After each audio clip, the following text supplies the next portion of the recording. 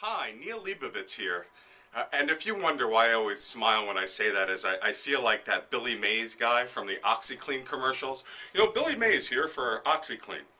Anyway, today I want to share with you probably one of the most profound tips that I've ever learned that helped me personally become significantly more successful on my desk, as well as a manager help so many people, I mean hundreds, become so much more successful at what they do. And we're talking really about cold calling and marketing, a topic that is incredibly important to all of you, and obviously one of the most requested topics that I ever get to speak on. Well, here's what it comes down to. Let me give you a little backstory. As an executive in the industry, you can only imagine that I was on many a vendor's target list. I could not believe, well, for one, I could believe how many cold calls and letters and emails and everything that I would get. It was amazing and a great way for me to be on the other side of the fence, if you would. What amazed me was a couple of things. One, as many calls as I got, the number of return calls or follow-up calls was unbelievably low. The amount of people that would leave for good once I rejected them was incredible to me.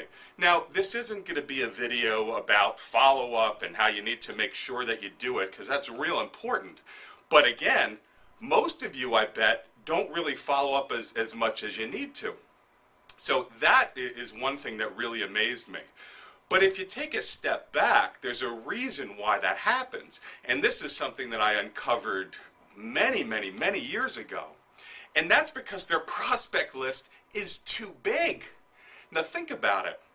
If you're dialing for dollars, if you're constantly looking to add a prospect on and someone that you might be able to land, you have a list that's massive. I don't know, is it 40 people, 50 people, 100, 200, 300, 500, 1,000? What's in your contact database? Ask yourself that right now.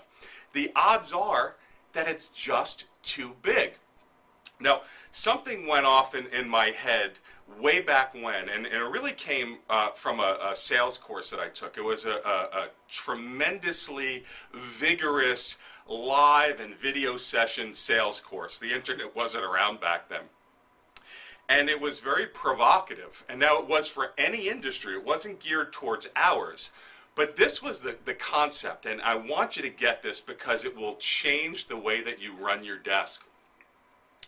It came down to this. On one of the lessons, the instructor said, listen, you have too many prospects. Okay, you don't have any ownership of any of the prospects, and it's human nature. If you have something that you can shuffle, now in the days of manual Rolodexes or Rolodie or whatever the plural of Rolodexum, you would put that at the bottom of the list and then you would go to the very next call, and this would continue ad infinitum. So, and the days of the computer, of course, I mean the same thing. You have your Outlook or your front office system, pop-up reminder of the person to call. You make the phone call, you get a voicemail, maybe you leave one, maybe you don't, and you put the tickler in to follow up, I don't know, 1 day, 2 days, 3 days, 5 days, next month even. And the concept was that this is what every single salesperson does, so you need to distinguish yourself. Now, as some added backstory, we all know, and again, this isn't the video for it, although I have plenty of lessons on this, that it's critical to create value, and we talked about that in one of your earlier lessons. You need to create value. You need to make them want to hear from you and want to speak to you. But that's super hard when you have a big list. Again, with technology, you can use some tricks to talk to a lot of people, but that still isn't the relationship that you're seeking. So this was the concept. They said, listen, I will guarantee everyone in this course that by next week you are going to break a prospect that you have not been able to get into yet.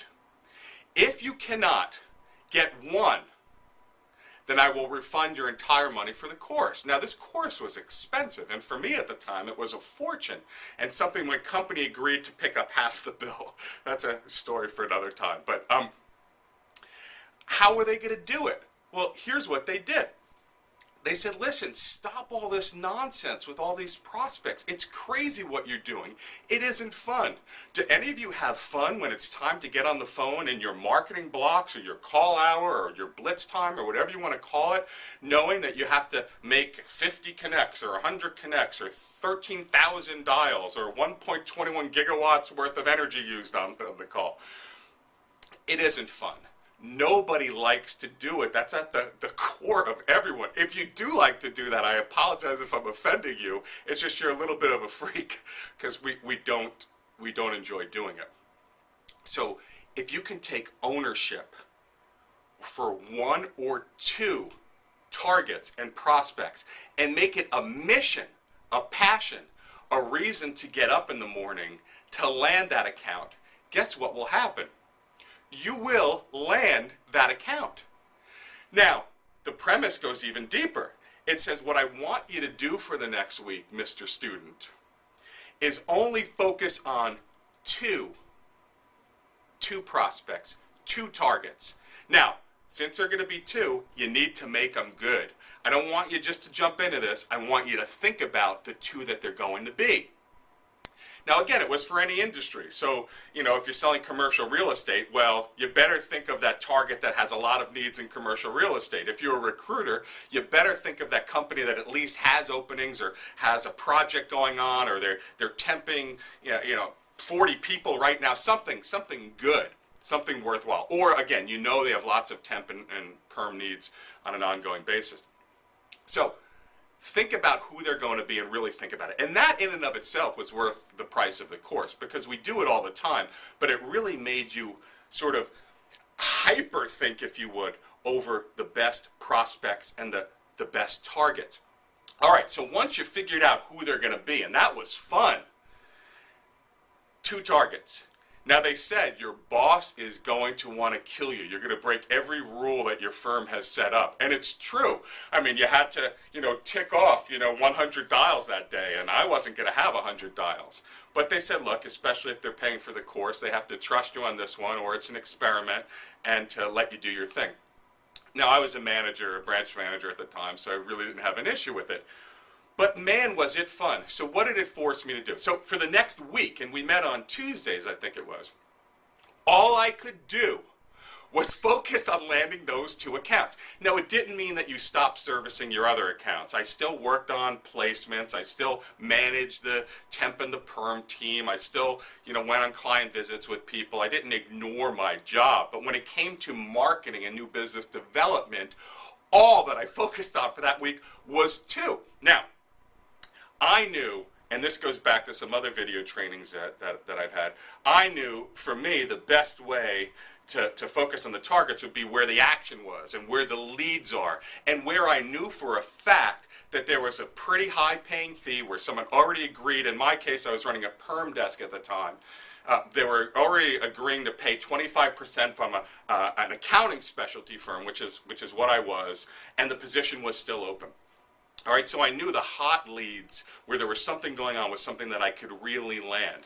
Now, we all get 5, 6, 7, 8, 9, 10 a day or a week or a month of these type of leads. But again, they go into all the other leads, and normally they just end up in a very big list. So once I decided, who the two would be, all I did was focus on them. And again, I remember the story so vividly. I landed both jobs. And again, I'm not saying that, this is the greatest, deal that I've ever landed. It wasn't the point. The point is that I was going to make placements, and I was going to get, two very, very specific deals that I might have gotten before, or it might have taken a long time. So, the concept comes down to this. Once you have a very limited target focus, you're able to, and you're forced to act in a much more strategic way. You have to focus on everything that you're doing and saying. What's the next step going to be? When you don't get a phone call returned, you don't just put them at the bottom of a tickler file, or you don't just task them on your computer for next week or next month. You need to do something with them because you only have two, and that was the beauty of it. So you make your phone call, and when they don't call you back, you don't leave a voicemail. And you try again 20 minutes later. And when that doesn't work, you try again at the end of the day. And I still didn't leave a message. Even though there's great tips and techniques for the voicemail message, this one was no message. I don't want to be a pain. I don't think they had caller ID back then, so I was okay. Or you can use call block. And again, you would keep on doing this. Then I would try, all right, well, we all know the trick about trying after the assistant leaves, so let me try at, 6 o'clock at night. Okay, for one of them, I landed the person that I needed at 6 o'clock at night. You keep doing everything and anything you can. Once you make your contact and, hey, it's a lead call. Great, it's a hot lead. Neil, we're happy with the agencies we're using. Believe me, when this is the only prospect that you're calling or the only two that you're calling, you really do give it your all. All right, and again, this is where I would use my, perm technique that I shared in some videos. Okay, so they're going to blow you off. In my case, I remember the company, and I guess I could say it because it's so long ago. It was Six Flags amusement parks, and they were based out of Texas.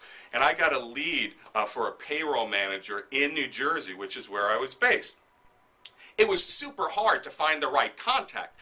In a normal day, not a shot I would go further than leaving them one message or two. So I was able to, to do some things. I did reach someone at, after hours. Turns out that it wasn't the right person whatsoever, and it was really a gatekeeper in New Jersey. The big decision makers are out in Texas. All right, Texas. All right, the internet wasn't an easy tool back then either, so I had to do a little research, and I had to figure out where they're headquartered in Texas, and I had to make some phone calls. I had to use some sourcing techniques to get some names. All stuff that we know, but stuff that, man, I would not have done for this one call because I was so busy. Finally got to the right name, finally left a message for the guy, and I tried my thing again and again. I was now probably on Wednesday of the week, and I still hadn't reached the person. Well, here's when I decided that besides leaving a really great message that was guaranteed to get me a call back, which it didn't, I then said, man, what am I going to do? So I FedExed out a package with a handwritten note specifically to this guy with all my best sort of lines in it. And hey, we're the same. And hey, look, here's what I do. And look, I'm really passionate about this. Let me tell you why I think we should talk. No, guarantees on your part.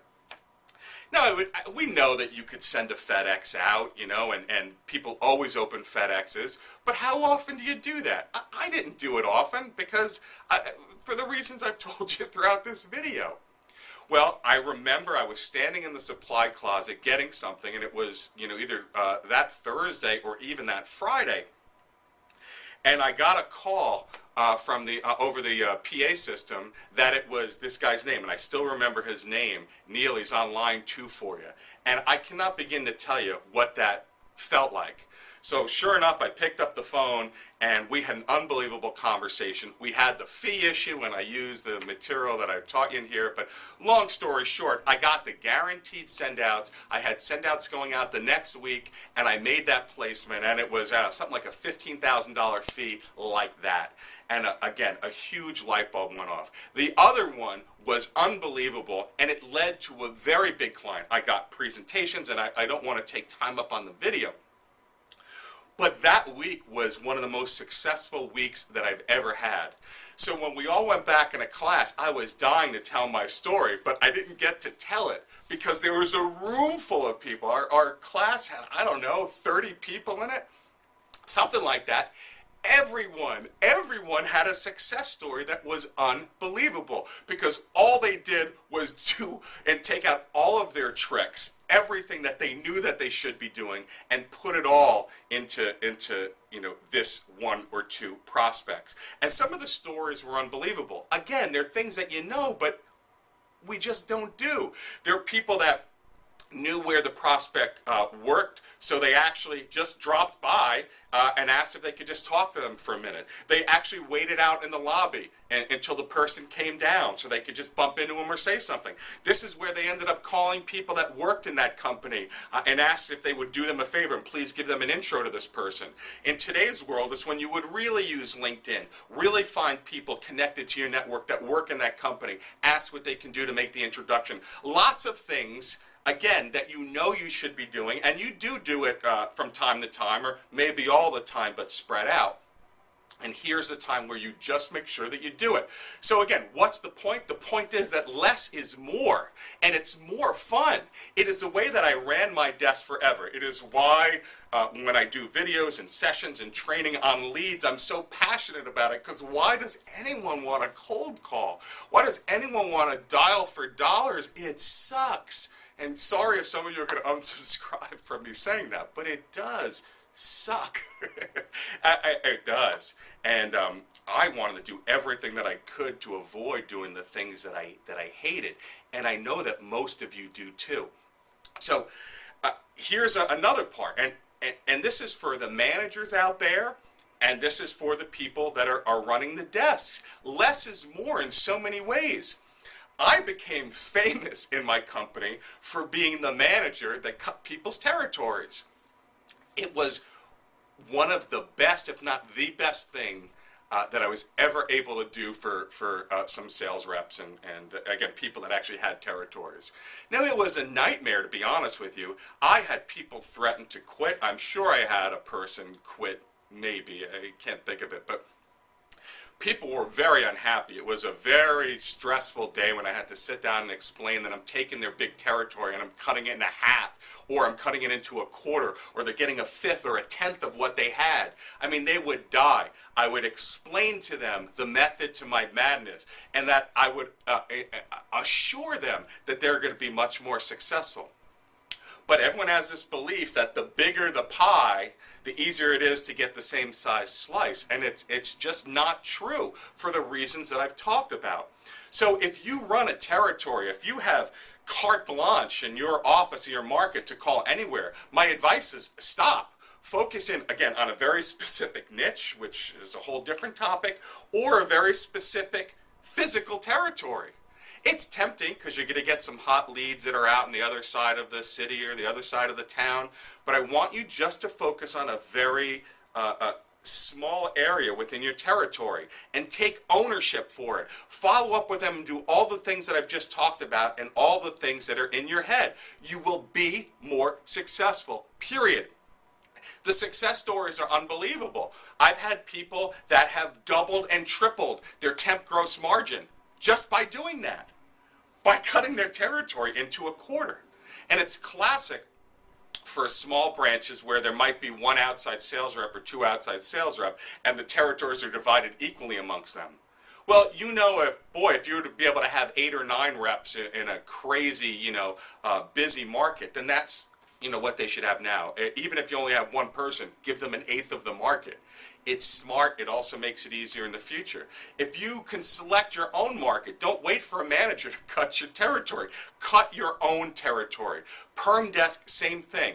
Keep your focus laser focused. It is really the answer to your prayers. And again, take ownership and have fun.